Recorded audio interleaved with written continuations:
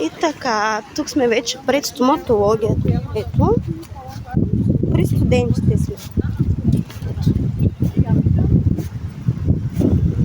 Сега ще ви покажа как влизаме, само че трябва.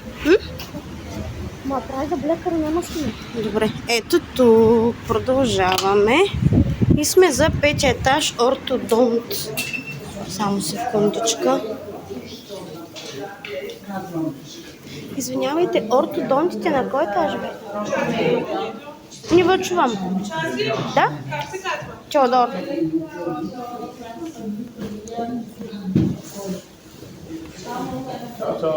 За 11.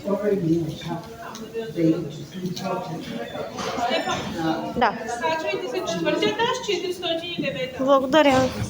И така, тук продължаваме. Сега съм се хванем.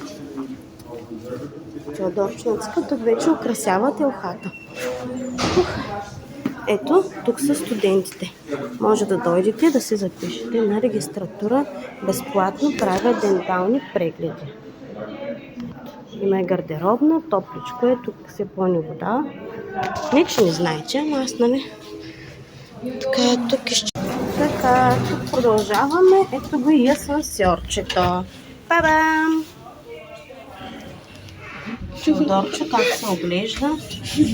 Ето сега ще отидем на 4-ти етаж. Там е ортодонтия. Тук правят на тези шините, брекети, шини. Да, апаратчето му го правят тук. Излиза на много по-ниска цена и са много по-добри.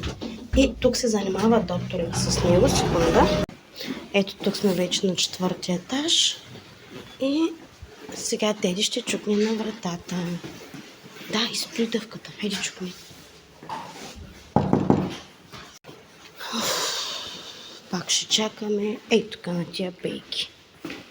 Ако видеото ви е харесало, дайте лайк и се абонирай.